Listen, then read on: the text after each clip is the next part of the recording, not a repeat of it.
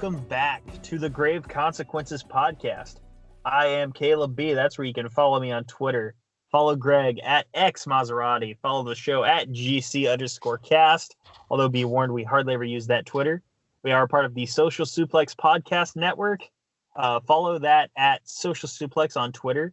Search for the Grave Consequences podcast and the Social Suplex Podcast Network wherever you download your podcast to get both feeds if you want. And know that the recording date is February 24. And wait, is it the 24th or the 25th? Pardon me, February 25th. And this is season 1, episode 28 of Lucha Underground. The title is Chutes and Ladders. So a nice little pun there. Wouldn't you think so, Greg? Maybe. It could be better. We're going to change the title, by the way. Oh, absolutely. That's like the second, that's one of the better parts of the show each week is the new title we give it. I mean, I'll use anytime they have a good title, I'm going to use it, but they don't have a good title. So, yeah. By the way, I listened to, because episode 26 dropped today, and I listened to that, and my God, it was great. From advocating to gambling, to discussions about Johnny Mundo and Alberto El Patron and how distracted we were during that discussion and such, honestly, just great stuff. Wouldn't you agree? What was the main event of that episode? It was Mundo and Patron. That was a good match. It was too. Yeah. We were having fun, Michael. It was better. I think I remember specifically saying it was better than Tejano's match with Patron. Both of them. Yes, absolutely. Okay, so not much of note before the first match, but of course Sergio Mendoza y La Orquestra played us in again.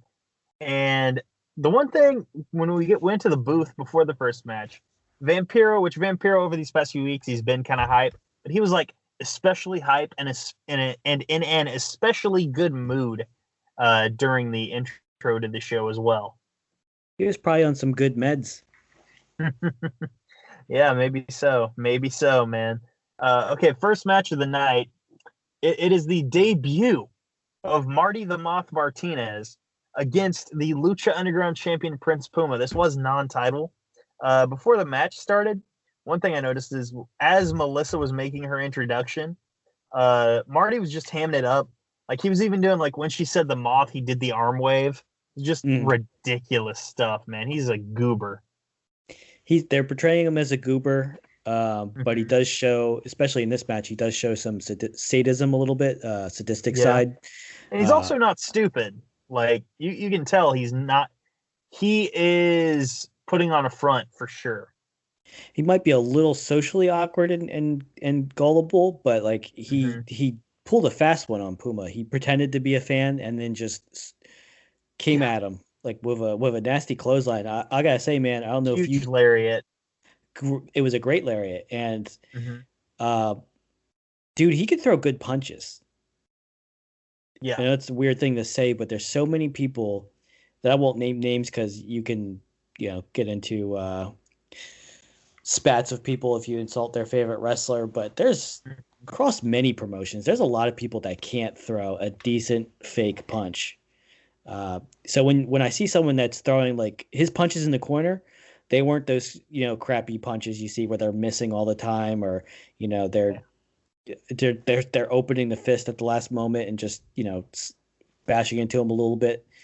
You ever when guys go to the top rope and they do the double arm sledgehammer with their hands? I hate it when they just open their hands up and they just basically clap the back of their back. You could do a slap, like a chop. But that's not what they're doing. They just basically brush their back with their hands. And wrestling is fake, but if Marty the Moth can throw good punches, I don't understand why no one else can. Yeah, I'm in a bad mood today. No, it happens, man. Work will do that to you. If we could record on the weekends all the time, we would. But that's life. That being said, Vampiro, of course, Conan was at ringside, so this was full of just burial of Conan. He even put over Puma, but buried Conan. At one point, he said, "That's not static or air pollution. Unfortunately, that's the voice of Conan." He just keeps coming after him, and that's what made this Yeah. weird. Is before when Puma and Hernandez, when we didn't know if Conan was gonna, turn on him or side with Hernandez instead. Puma or Conan's already shown his full blown loyalty to Puma. I mean, it's wrestling, Well, so he could still betray him, but it's very. mhm. This is when Vampiro continuing a feud needlessly is, and I've gone back down a rabbit hole of old YouTube videos, and you hear on like Keep It at 100, they talk about how Conan will say how Vampiro would go to AAA and just bury the local talent, like he'd get him in the ring and just bury him because he could. Yeah. It just proves to me more that that's more of what this is. Just him just trying to be like a problem, I guess. Yeah. So I don't know if you were listening to this podcast at the time. You may not have been, and it popped me because like I remember these guys and like they were really nice dudes too. But like the Last Real Heels podcast, I don't know if you remember that at all. Like I think I still follow J-Man on Twitter actually, but they got a shout out from Matt Stryker on commentary. That was really cool because that's like a grassroots podcast. That wasn't like affiliated with El Rey or anything.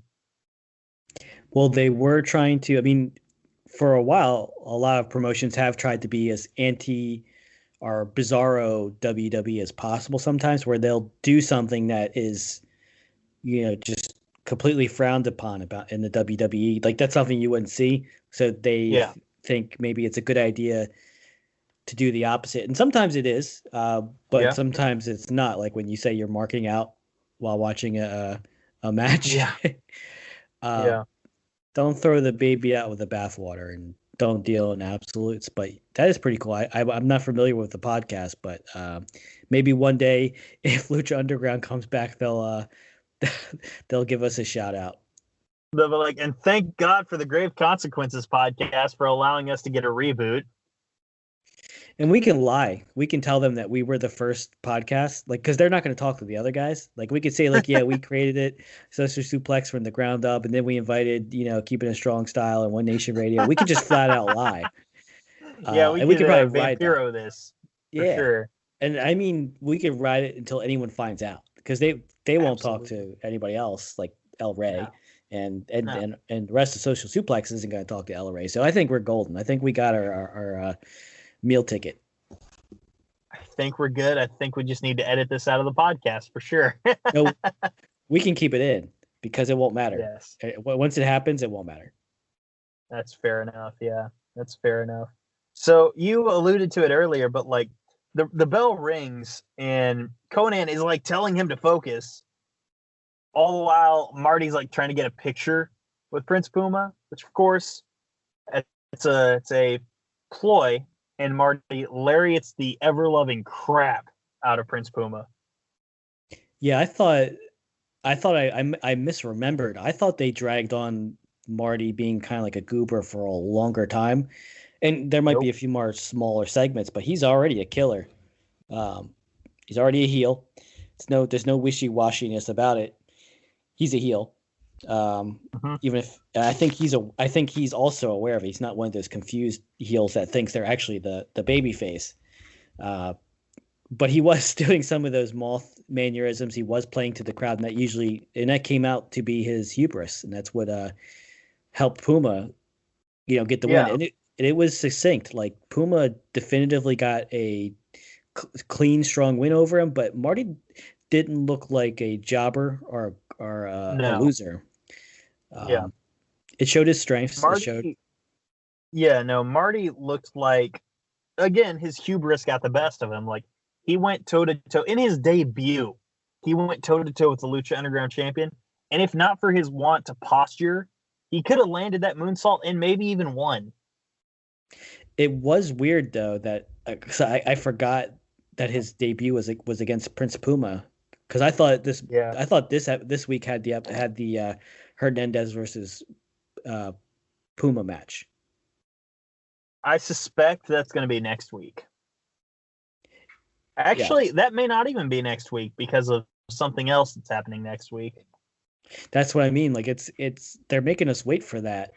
when they just did a few weeks straight of setting it up. So it was very this episode kind of caught me off guard a little bit with the matches it was showing.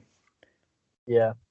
So again, we alluded to Marty missing the moonsault after he postured.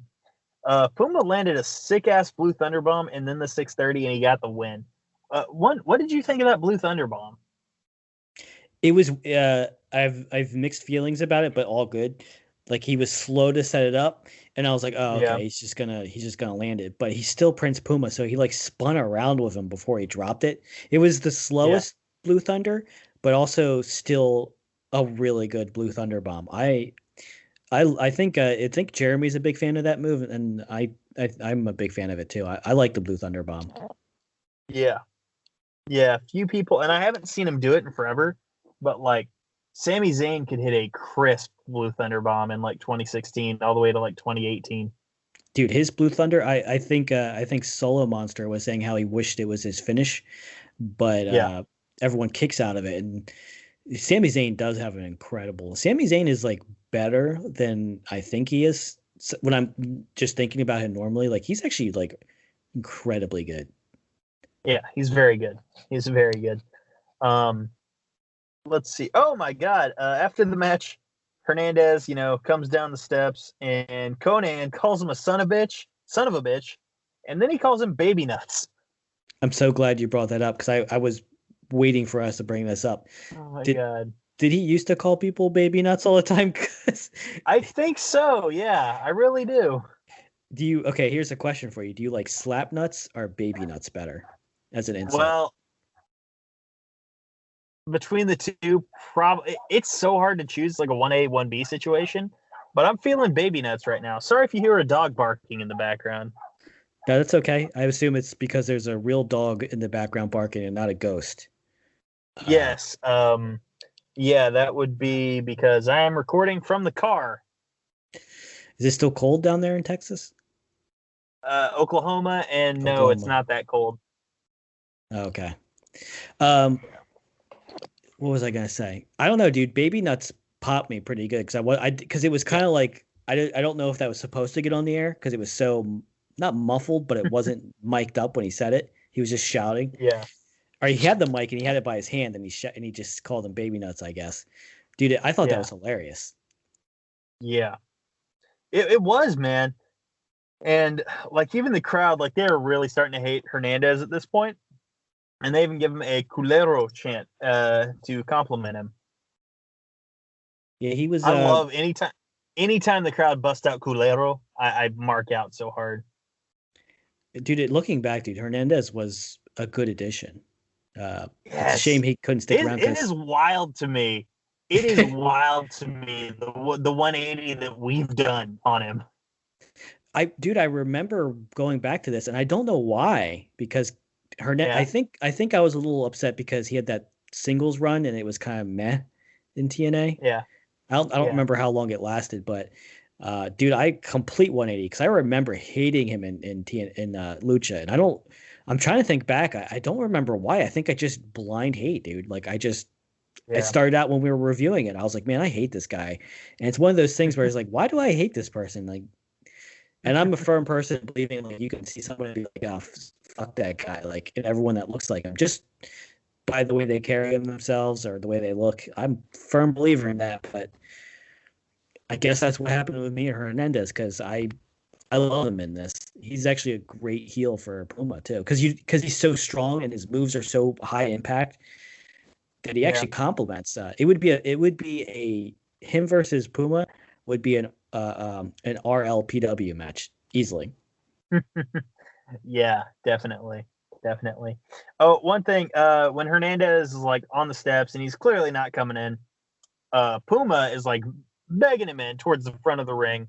Conan is behind him. I love the cinematography on it because and it's just a background shot, but they show you Conan behind Puma, teasing like, maybe we can't trust him, Oh, I didn't notice that.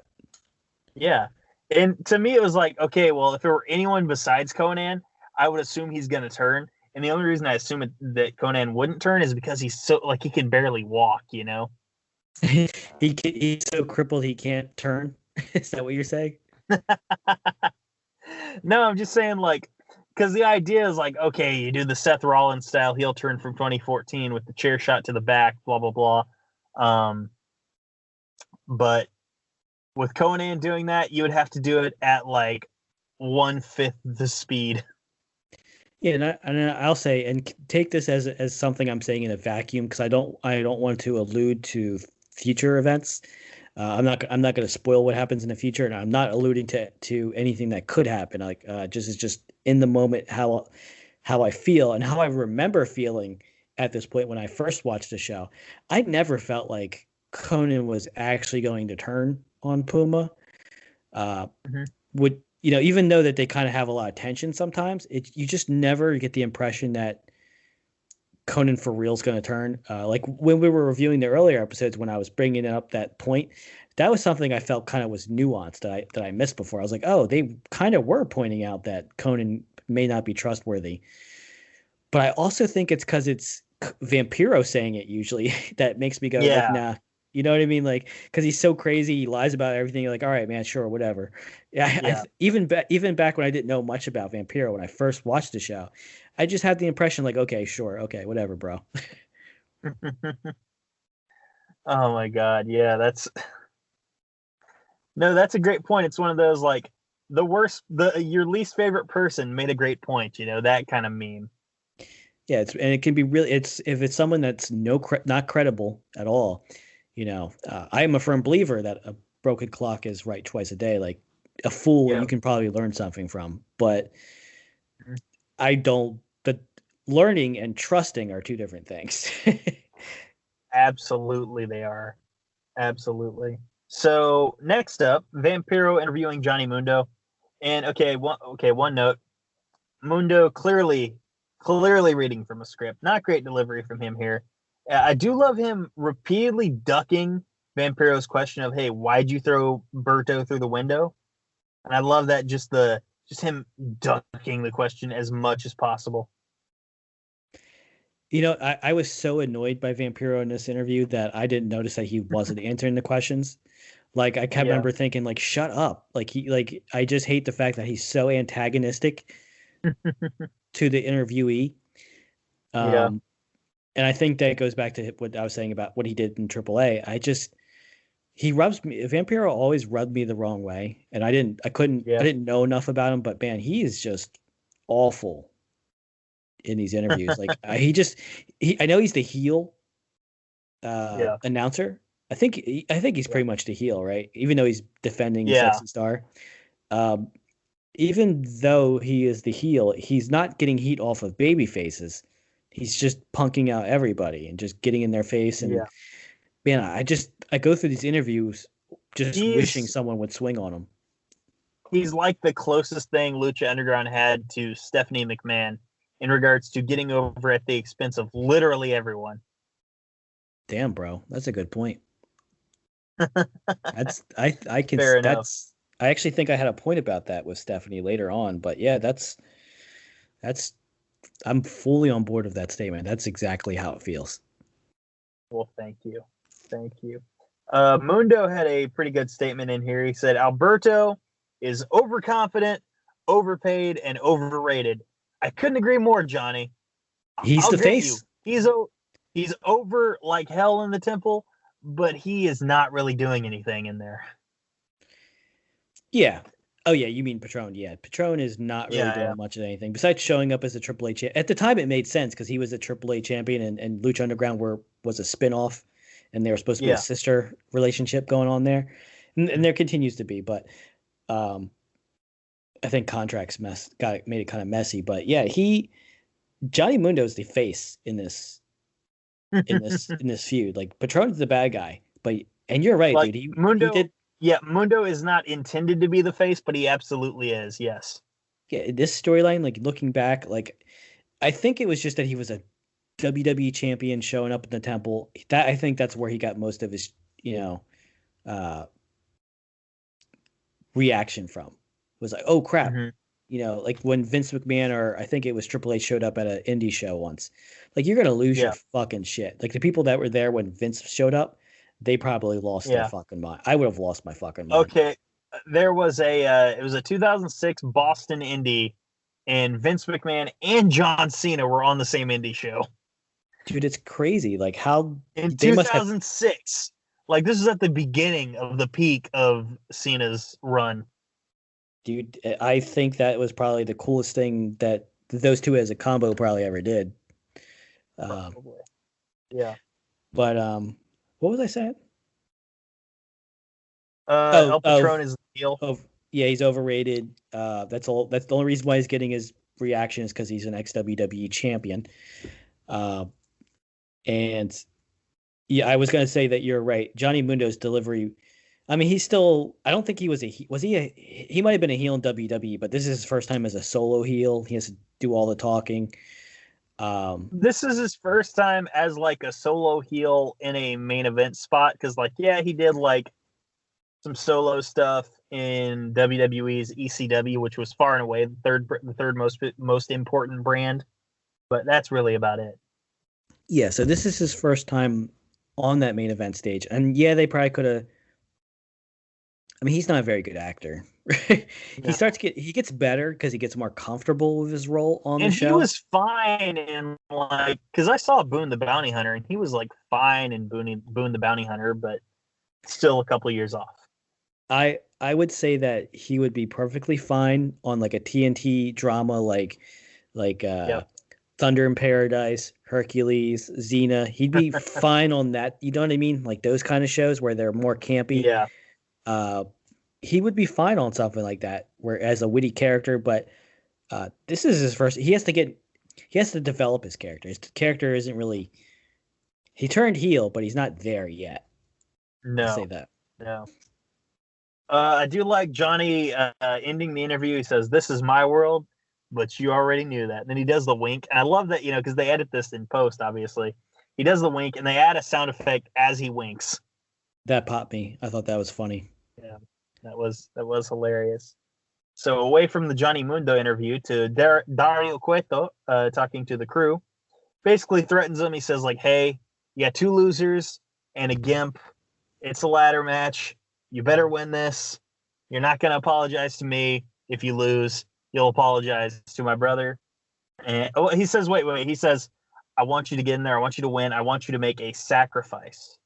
He says, "And if you don't sacrifice, you may be sacrificed." Maybe foreshadowing. Mm-hmm. Absolutely, yeah. Next up, we've got Tejano against the Golden Warrior. I love that nickname. The Golden Warrior, Delavar Davari. I'm liking Davari in this too, and I thought they did a good job of. Back to his original interview, I don't remember if you said I question if because he was on his phone. He said he liked to inflict pain. I was like, what kind of heel is this? Is he a chicken shit heel? Is he actually going to be violent? Because I didn't remember. Yeah. But I actually like the kind of heel he is. I don't know how you feel, but Yeah. like he does want to hurt people based on the style of wrestling he did against Tejano, and he's not a chicken shit heel. Like he doesn't just run away, No. but he will take every advantage he can get. Yeah. Any advantage. Like he's not over. Like if the sun's in your eyes, if you're distracted by your daughter, he'll chop you in the throat. Like he's that kind of bad guy, which is, I'm gonna be honest, like one of my favorite kind of heels because he's just gonna be just messing people up all the time. Yeah. No, I would agree. I would agree. Or pardon me. Here's a Jim from Vampiro. He says, Delavar Davari? His name sounds like a wristwatch. Oh my god. Oh man, I can see that though. Delavar. That sounds like a wristwatch brand. Brand. Well, it sounds like Delaware. Oh, shut up! Yeah. Don't dox me, Greg. How would that dox you? Whatever.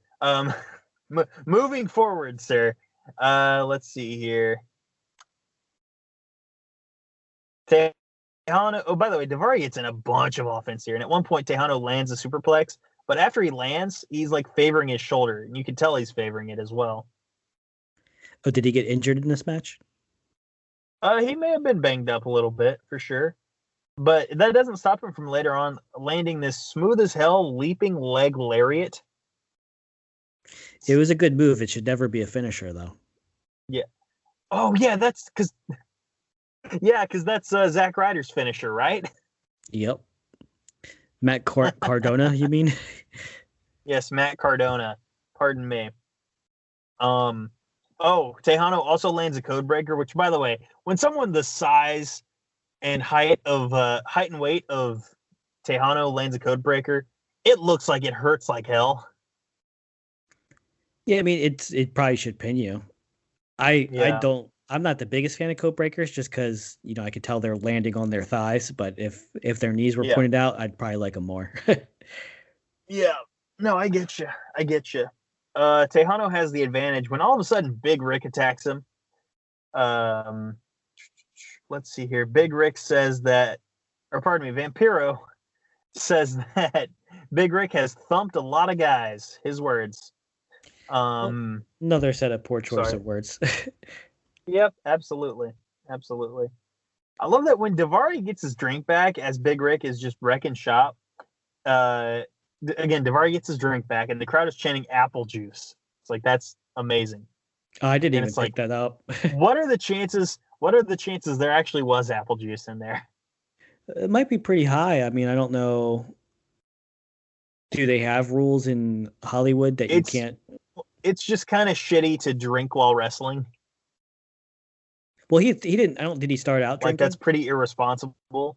Like, not Stone Cold Steve Austin. I'm gonna pour a beer over myself. Like, that's different. But like, just to drink at an exorbitant rate, that's a bit much. Well, I don't think he drank that much. If he drank, he might. I'm thinking it was probably just like one glass of alcohol that he was sipping. I would out, imagine, like some kind of girly drink they made look more manly, taking the umbrellas like a Shirley out. Temple. Yeah. It was a good heel, great. though. He didn't run away. He didn't just get like a cheap roll up pin. He cheated and he got a DQ, but he doesn't even care about winning. He just wants to beat the crap out of you, and he's going to be a good heel. I actually think that him and Rick would imagine them as a heel tag team, like, because they have their offenses in the same kind of category with the cheating and just a roughneck, but Big Rick's more power, whereas Daivari can be more like technical and fast. Yeah. No, absolutely. And this makes all the sense in the world, because last week we got that out of nowhere, seemingly led to nothing on that show, vignette between Big Rick and his cousin, the Mac. And Big Rick even said, like, hey, I'm doing this for the money, and for the right amount, I'd sell you out. Yeah, it was foreshadowing I didn't see, because I remember we were both kind of like, this is weird. He literally just became a face. Yeah. But I mean, you can have a story kind of not start over, but you can have a character regress. I mean, you can. As long as you're aware that you're regressing your character, I think you're okay. I think it's when people write a character and they don't realize that they're doing the opposite of develop. But this is a new storyline. Rick sold out. Is he going to stay along this path of being a sellout mercenary, or is he going to remember the honor he just earned? And is this going to be the chapter where he learns that he doesn't want to just be a gun for hire? Maybe there's something more important than money. I don't know. It'll be interesting to find out where things land, for sure. Mm-hmm. So that ends with Big Rick getting the appropriate "you sold out" chance. Right after we go to Dario Cueto in his office, when he feels, and before she even shows up, he feels this presence around him, and Katrina appears out of nowhere behind him. And she says, like, hey, I want to sacrifice, and if you want to sacrifice, no muertes will deliver.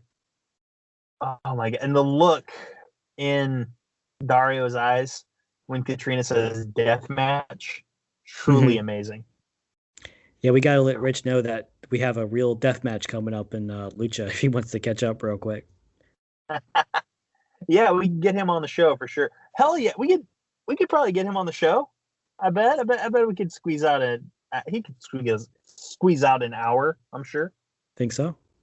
Well, he'd have to watch the show if he finds time and it's interest. He just has to watch one episode. It's not a big deal. Well, he's busy. He's doing all that producing lately. Yeah, with his, oh, hey, look at me. I know Swerve. Are we allowed to say that on the air? Um, I'm pretty sure, yeah. We'll just check with him before we air. Okay, Make I sure. don't think that's a problem, but yeah. Sorry I'm if I no, I said mean, anything I'm not supposed to. no, that's cool. I can edit it out. I'm just saying, like, we should probably just make sure for Swerve, not more That's so fair. for Swerve than for, because you know how they are about No, no, social media. no. Who's who's Swerve? I'm talking about the thing that Russo books all the time. There you go. No, I think we're cool too. We'll just double check. I'm pretty sure we're fine. I'll Um, let I'll let you double check though. so Black Lotus walking the streets of Los Angeles, and she disappears behind a car because she left the dojo because she's probably tired of the fact that she keeps paying to get all these belts. It seemed pretty easy for her to escape when I think it was last week or the week before. He basically was keeping her imprisoned against her will. Yeah, yeah. He even said like, "Knock me down, and then you can go." And she couldn't knock him down. Of course, he's trained. It's so weird because I remember not caring when these segments were airing. Just didn't even Mm-hmm. they did. I didn't even think about them while they aired. And I saw them and then I forgot about them. Dude, it's crazy how not I don't want to say unimportant because it is important to the plot, but this is kind of like the story that's happening behind the scenes when you're watching a movie, Yeah, and you find out like movies later something happened. You're like, oh well, okay, that's cool, I guess. It yeah, This is so nothing yeah. It's honestly it's so blasé. because it's not even very interesting. Mm-hmm. I mean, I not that I was talking to a lot of people, but I can't about Lucha Underground, but I don't.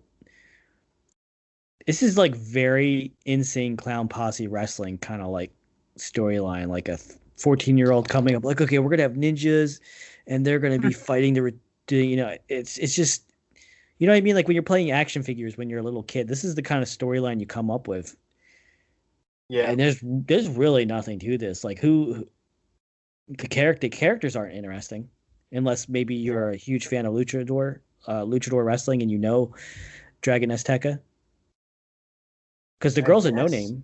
She was, you said she was Yeah, an announcer. yeah. She was a ring announcer in WWE. Yeah. She hasn't made a name for herself. I No. at this time. I mean, maybe 2021, maybe she has, and I don't know about it. She could be somewhere if I don't watch. But this is a weird. Like we said before, they place their eggs in weird baskets. They choose. I Mhm. just it's picked and choose from a phrase, but they decided to go really hard with certain characters, and it's like, could they tell at the time that this wasn't working, or is it maybe because they edit it maybe like once they're done recording everything, and they look back and they're like, oh, that didn't really go anywhere. Yeah, who knows? It's really weird. It's really weird. But the noteworthy thing of this segment is Chavo Guerrero showing up to Dragon Azteca's compound, and he says, "Hey, I can help you." Which there's your first warning sign. Guerrero offered you help. It's Dude, as soon as I saw it, I wrote down, yay, Chavo's back. And then once I heard the whole segment, I was like, oh, okay, so Chavo, and we can edit this out, but he offers to protect her, and as long as they wipe away the debt that he owes Mm-hmm. Mexico, and he's like, okay, but Yep. you must protect her of your life. He's just gonna like betray her to the first Yeah. person he can after they wipe away his debt. Pretty clearly, yeah. Like, okay, as soon as the debt's clear, like Chavo, like, and this doesn't take a genius to figure it out. Again, Guerrero's in kayfabe. Don't trust them. They don't trust they betray each other. Exactly. Yeah. He's like, They I'll protect betray her like she family was my own friends. Like, family. come on. Yeah. Yeah, Yeah. Exactly. That should have been like the nail in the coffin. Everyone should know. Like, don't trust him. as soon as he said that, like I just saw not red because I'm angry, but alarms were going off. I was like, okay, that's exactly when I was like, okay, so he's gonna betray her. Yeah. Hey, here's a little trivia question for you. Do you know who former WWE wrestler, actually a former NXT Tag Champion, that married into the Guerrero family? Can you guess that? Oh, it was one of the Vaughn villains. It was the redhead bald guy.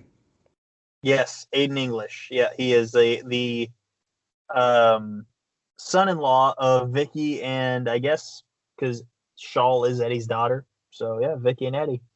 Where is he wrestling now? He is a free agent at this point in time. That's a shame. I don't I, think he is rushing to take bookings right now. yeah, he's probably got enough money where he doesn't really care. Yeah. He didn't. I don't know if he. I guess he kind of married into money. I'm sure the Guerreros have money. Well, plus, I mean, he was on a WWE contract for so long, and if you're like halfway decent with money management, you're probably going to be fine. I mean, if you're making, like, what's the lowest employee wrestler on the main I roster don't making think like I don't think anyone there makes on the main roster makes under 6 figures now. you say like the lowest might make under 250,000, or do they all? Do you think they start there? I think they'd probably start around an even 100 grand. Even then, that's good money. Uh, Yeah, he he'd be fine. And then, like I said, he kind of married into money. I would think the Guerreros have money. Uh, yeah, so he's not. You're right. To your point, like he's probably not rushing to make a booking. He's probably healing up and just staying home. yeah. Probably trying to stay healthy too, man. I mean, because I don't know. I've been fine through the pandemic, minus my acid reflux, but some people out there, and it's wild. Some of the more healthy people I know have been catching it and getting sick and everything. I've gotten sick a few times, and every time I'm like, is it COVID? Isn't? Yeah, and it hasn't, thank God. But Yeah, the first time your nose starts running, you're like, oh crap, am I gonna die? yeah. It gets worrisome. It gets worrisome for sure. So next up, the main event, the ladder match for the Trios Championship. We've got the Jesse and the Destroyers, of course, Evil East, Son of Havoc, and Helico. Sorry, I was thinking to myself, laughing about Jesse and the Destroyers against the Crew. And the Crew attacks the Technicos during their entrance, like before they even get to the stairs. It's wild. Yeah, went into this match, and I could tell you, man, this show was not bad, but it was a hard get through at points. But I'm glad we made it to this point, you know? So at this point in the match, I really wasn't invested, but this was such a good match that by the end of it, I was like, and because of my dementia, like I forgot all the spots, so everything was new to me again. So I was like, oh crap, Yeah. I'm like losing my mind at some of the spots they did. They actually, I didn't think they were gonna one up themselves with some of the things, but my God. Yeah. And dude, I love the grungy look on the ladders, like all the rust and everything. They did a good job on commentary to point out that they would need tetanus shots afterwards. Yes, absolutely. At one point, Cisco dives into a ladder that's being held by Son of Havoc, knocks Son of Havoc down, and then Cisco asks, "Who's the man?" Yeah, I I'm sure love the it. audience was quick to answer that. Yeah, amazing. And one thing I wrote down: Angelico moves so crisp, it's unreal. Yeah, him and he kind of reminds me of like a well, I guess maybe it's Sami Zayn, right? Yeah, I suppose. I'm trying to Sammy's think of gotten kind of something. slower in his older age, but yeah.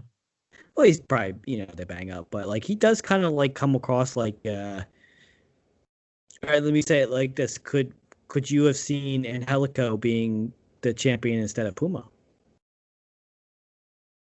If they or played their cards replacing, right, hell yeah, dude. or maybe that might be too far, but can you imagine them switching Mundo with him? I Oh, think Mundo's easily, better, dude. but Easily, yeah, easily. And Helico, like, the only thing for him I've noticed, and maybe it's like because he's not American, he is South African, but talking. and obviously there's not a language barrier, but he seems a little timid when he's speaking. Like he definitely would need a mouthpiece, you know. He doesn't have his personality comes out in his moves, right? Mm-hmm. And I think he's more technical than Johnny Mundo. Like he knows Have and he's knows capoeira, and he can clearly do all these other acrobatic things. But Mundo makes Yeah. up with it with his unique parkour, which it's hard looking back. If past me were to look back into the future and see me saying that parkour is cool and innovative, they'd be like, "What the hell are you talking about?" Because even when it was out, I was kind of like, "All right, it's cool," but Yeah. it's a great asset to Mundo because when he's wrestling people like Patron, like he's putting out something different than everyone else on the. They're doing high flying luchador moves, but he's doing luchador moves and he's like doing weird runs across the wall and monkey flips and cat pounces and all that stuff. Yeah. But I could see Angelico at that level on the card easily. He's that crisp Yeah, and he's that good. absolutely. No, absolutely. And one thing they pointed out, and like sometimes I forget how short the guys on the roster are, but Vampiro or Striker, one of them points out that Angelico is the tallest guy in the match, and I'm like, he might be 6 foot tall. Like, he's not really all that tall. He's not like a giant for sure. I think he might be like 6'2". Okay, that's not too bad. But he's lanky big though. So like yeah, exactly. Oh, we forgot to point it out, but there's been a couple of boards on the window of Dario Cueto's office because of what Johnny did last week. Also, great attention to detail there from the creative for sure. But at this point that. Sorry, go ahead. I was gonna say I love that they cut into his. Now that the window's broken, every once in a while they cut into his office. Because you can see into it. So it's so I like to imagine that he's always like he's not, but it'd be nice to imagine that even on the shows when that glass is there, that he's in there pretending to work. Yeah. That's oh my god. Let's see here. One of the window boards falls off and Cisco grabs the other and Dario's like caught off guard by it. Yeah, you didn't see it coming. Yeah. He's a great addition to any match, though. Absolutely, dude. Absolutely. Cisco at one. Oh my God, Son of Havoc and Cisco are brawling on a ladder outside the ring, and Cisco starts to go down because he's like, "Okay, I'm getting a little scared of heights here, getting some vertigo," and he goes to like a middle step on the ladder. Son of Havoc gets down, pushes the ladder over, and tips Cisco into the office of Dario Cueto. he flew right in too. That was funny. He did, and that's that'll come back later as well. I googled it, and Angelico is 6'3". Okay, all right. So actually, Angelico actually tall. Yeah, I thought I googled it because I was like 6'2". I was like, no, he's not 6'2". I was thinking, I'm gonna correct myself on the air before it drops so I don't look like an idiot. And I was like, oh crap, he's 6'3". I appreciate you doing that though. I really do. Angelico climbs the ladder to ascend to the roof of the office of Dario Cueto, and you could hear the crowd because like obviously this was filmed after the trio's final. Mm-hmm. Because the crowd just like oohs and ahs like something's about to happen, It's a very good thing they aired this in order. Mm-hmm. Absolutely. Or filmed it in order. And yes. And let's see here. But that's when Castro comes up, sneaks up with a kendo stick and attacks Angelico. And they just did a good job of building up the suspense when Angelico was climbing. It was pretty important because we knew what was coming next. Absolutely. Cisco dives through the window that he was in to attack Son of Havoc.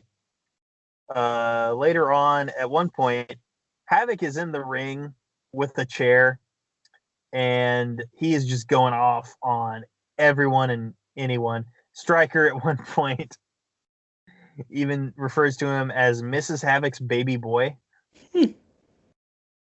Which that popped me. That's a nice Mick Foley reference for sure. Havoc at one point goes for the shooting star press with Bale on the table, but Cisco stops him. They go back and forth on the ropes, and Havoc pushes Cisco off the ropes through a table to the outside of the ring. And Havoc then goes for a shooting star press, and this was gross, man. Goes for the shooting star press.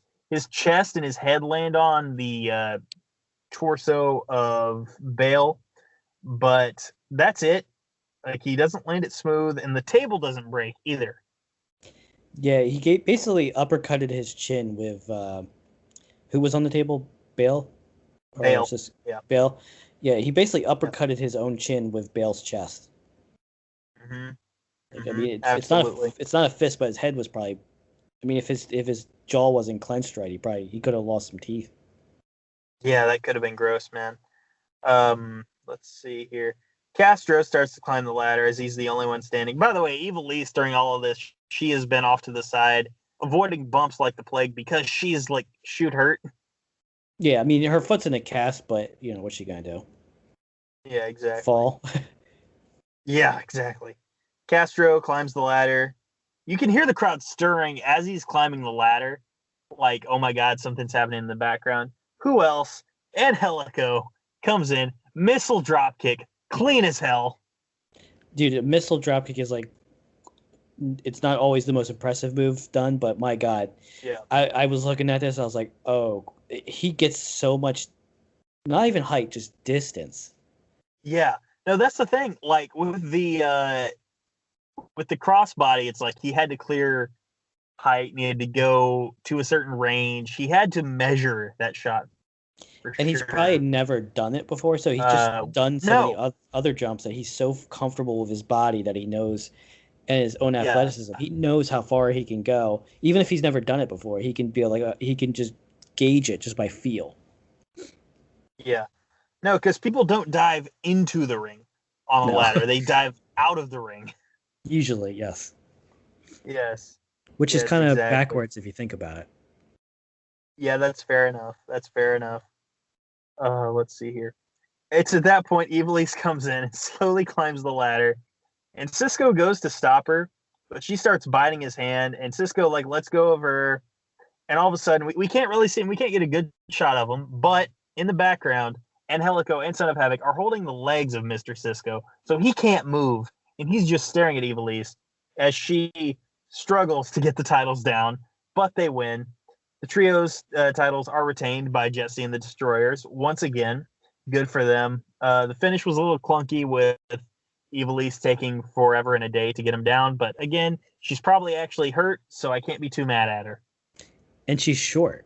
She's on one leg. Yes. And if you've ever been on a ladder, and if you're slightly scared of heights like myself, I just don't like ladders because I feel like I'm gonna fall every time I'm up there. Yep. And you can't really. Yep. She had her knee on one of the steps. Rungs. Yeah, but you can't really push your knee all the way in once you get up to the top because it gets narrower before you're hitting the other stair. So her kneecap and part of her shin are on there, so she can't really rest on that, and she can't stand on that leg. And it was probably like they probably could have thought. I mean, they kind of needed her to be the one to go up there because they had made the comment like, all I need is my fist. I don't need my feet. And he's like, oh well, you're gonna need to climb for this. I kind of knew, even though I forgot the finish. I was like, all right, well, she's probably gonna climb the ladder and win. But because of her height, she ended up dropping. Like any other, I think I've seen finishes where you drop the belt and the person that catches it became champion, right? Yeah, I've seen that before. So I mean, it's really not the end of the world. It's just one of those things where it's like, oh, okay, in kayfabe logic, it's whoever just gets the belt off and Lucha Underground wins. But it's I think we're clearly nitpicking though. Like it's not. I would agree. It didn't ruin the match at all. It was just one of those things where like, all right, cool, whatever. Yeah, no, I would agree. Overall, kind of a slow episode of Lucha Underground. Got really good at the end, but it took some time to build. It took some time to build. I give it. I'm gonna rate it right now. I'm just gonna get to it. I give it a flat B, just because the final match was like an A+ easily. But the rest of the show was like not bad. I'd give it a C minus. So I'm gonna give it a flat B. Okay, I'm gonna go B. Again, main event carried it. Baby nuts was a great insult for what it's worth. Yes. Davari and Rick, I'm interested to see where they go with that. But beyond that, really the thing that carried the episode was the main event. So yeah, I'm gonna go B on this one as well. Well, we're in And I unison with that. guess, yeah, we are. And I guess with that, we've got some other shows here on the network, and I actually have them up. I can read them out for you. I can do it. I do too. I do too, actually. If you want to do it, go ahead. Yeah, no problem. We got 8-Bit Suplex that covers Impact Wrestling and video games. That's hosted by Josh McLaughlin and Sandy Gaviria. That pretty good show, and it's really cool that we've got a video game based podcast on the network as well.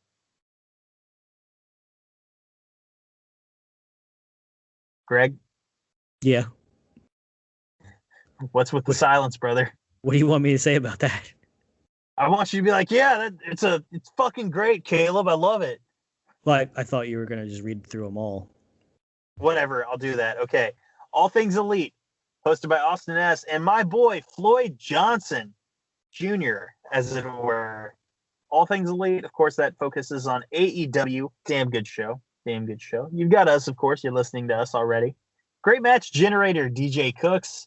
Name suggests they go back, they generate great matches, they watch and review them. Damn good concept. If you like indie-based wrestling, you could listen to Grown Men Watch This Shit.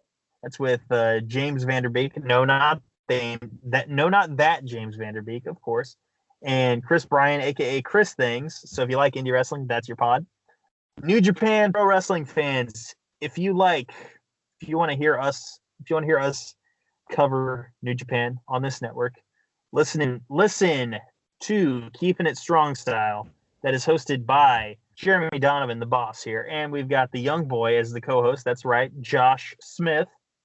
And they do a great job. It's one of, if not the most popular New Japan-based podcast here in the States, for sure. We've got the OG podcast of the Social Suplex Podcast Network, One Nation Radio, hosted by Rich Latta and James Boyd. That's usually like a Sunday night or, Monday morning thing. Mm-hmm. That covers everything from WWE, AEW, Stardom as well, because you got Dr. Joshi on the show. And they also go out of the, outside of the realm of wrestling as well. They'll talk politics, they'll talk NBA, and it's a very well-rounded show. Last, definitely not least, my good brothers from over in Scotland. We got the Ricky and Clive wrestling show that is hosted by Ricky and Clive. That's more WWE centric, but they do also have, and this is one of my favorite things, they have a quiz time invitational. And, they'll do quizzes at the end of the show. And basically anytime I go on there, because I have been called the Rain Man of wrestling trivia, I go on there and I dominate whoever I'm against. So one of these days, we're going to do that quiz time tournament, and I'm going to take that crown from the young boy. But until then, I will just keep studying up. So he's beaten you before? No, I have never, I wasn't in the tournament when they crowned the first ever quiz time champion. Okay. That was like an 8-guy thing, and it was like you had Rance and Kyle from Outsider's Edge. You had a couple of guys from other podcasts as well. Okay. Some LOP guys. I wasn't invited because I wasn't on a podcast at the time, but now you are. Which, fair enough. I'm on three. Just one here on the network, but I'm on 3 a week.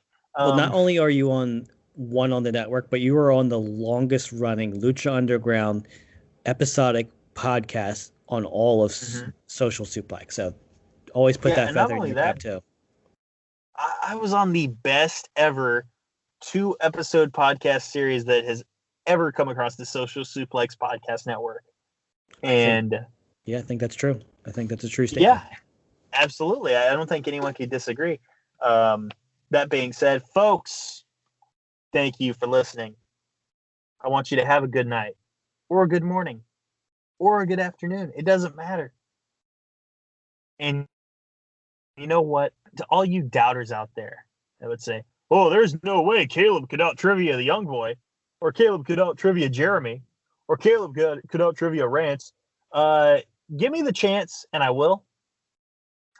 And you'll find out that all you have to suffer for your doubt is nothing more than grave consequences.